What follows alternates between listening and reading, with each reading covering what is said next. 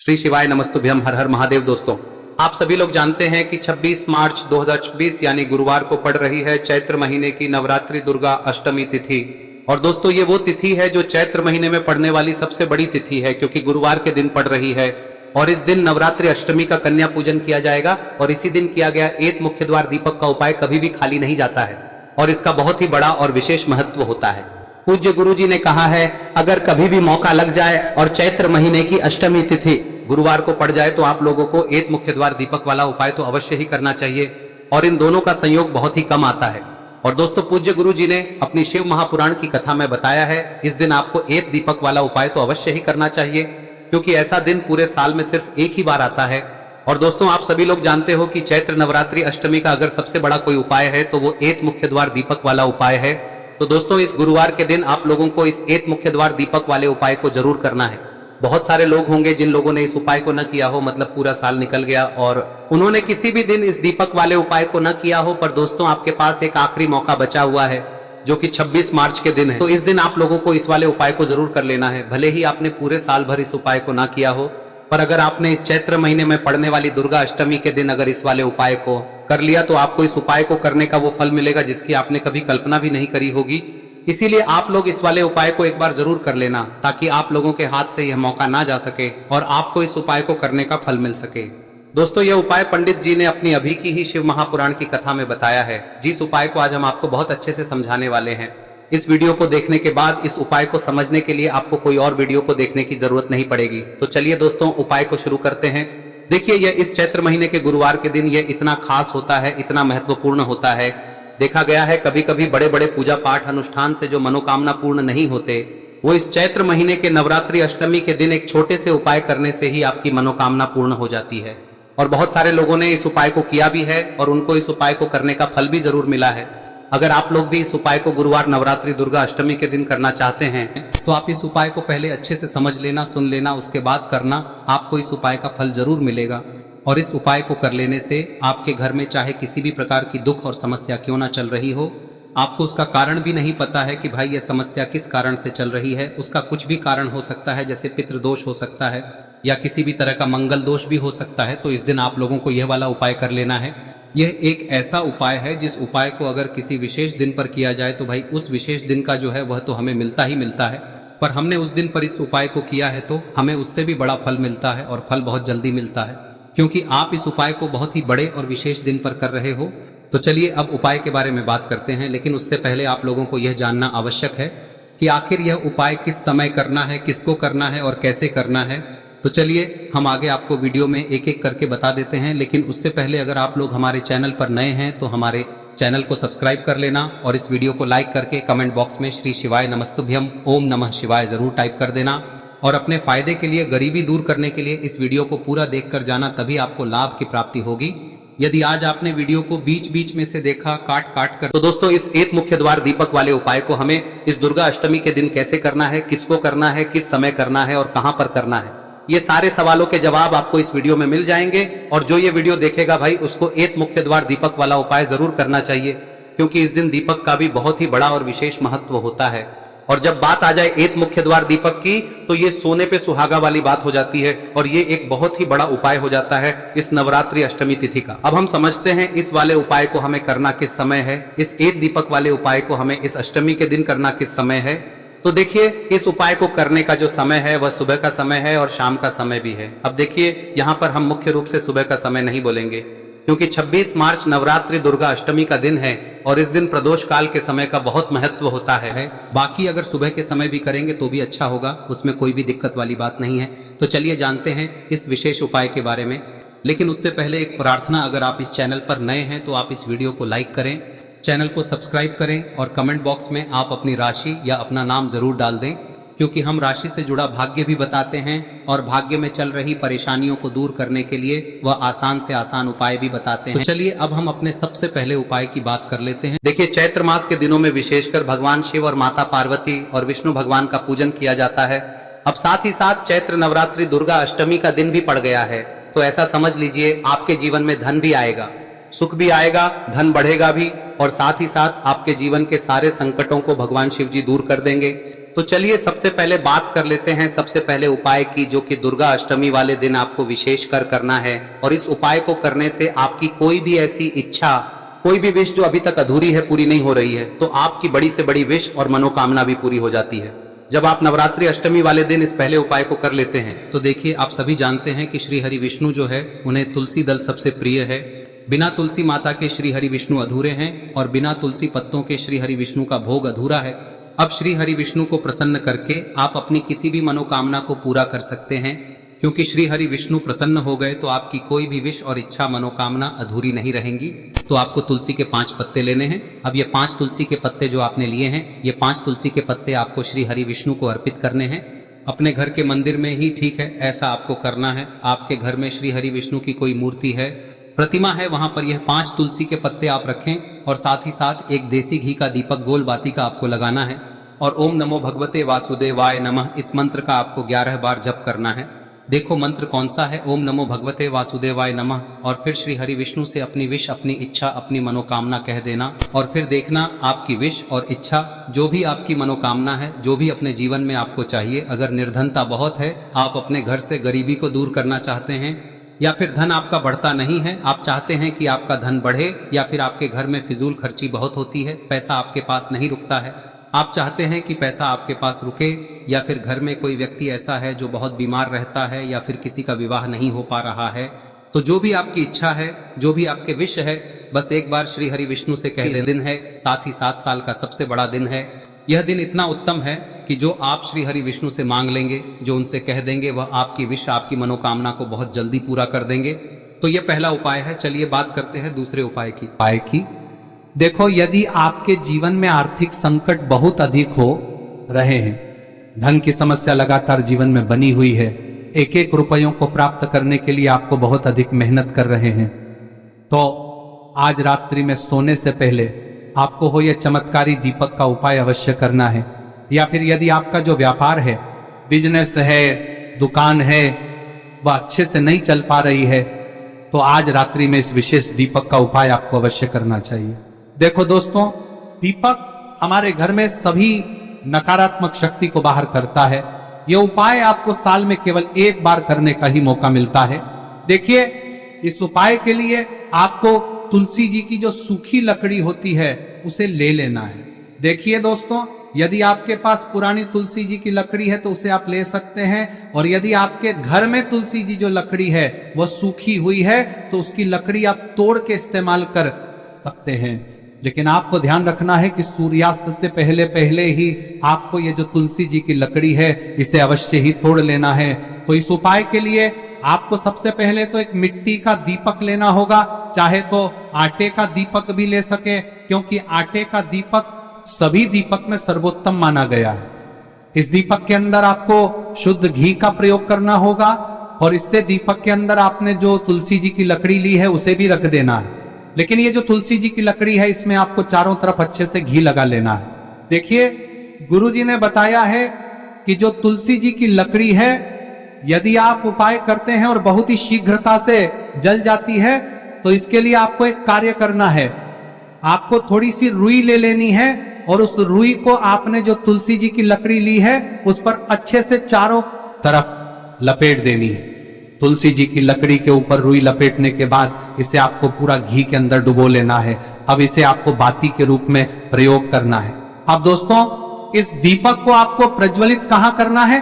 तो इस दीपक को आपको या तो भगवान विष्णु के सामने प्रज्वलित करना होगा, या फिर आपको भगवान श्री राम के सामने प्रज्वलित करना होगा, या फिर भगवान कृष्ण के सामने, यानी कि भगवान विष्णु के जो भी अवतार हैं उनके सामने आप ये दीपक प्रज्वलित कर सकते हैं। या फिर आप इस दीपक को माता तुलसी जी के सामने भी प्रज्वलित कर सकते हैं। पूज्य गुरु जी ने बताया है कि जो भी व्यक्ति इस प्रकार से तुलसी जी की डंडी से या दीपदान कर देता है, उसके जीवन में कभी भी धन की समस्या नहीं होती है। इसीलिए आपको ये पूरे साल में केवल एक बार ही मौका मिलता है। इस उपाय को करके देखना, आपकी सभी इच्छाएं जरूर पूर्ण होंगी। ये जो उपाय है रात्रि में सोने से पहले करना है। अब बताते हैं तुलसी के गमले में आपको वह कौन सी चीज डालनी है जिस उपाय को करने से आप अपने जीवन में महाधनी बन जाएंगे। इतना धन आपको मिलेगा कि कभी भी आपके धन में कमी नहीं आएगी। कभी भी आपका धन बर्बाद नहीं होगा। आपके पैसे की बर्बादी बिल्कुल आपके जीवन से रुक जाएगी।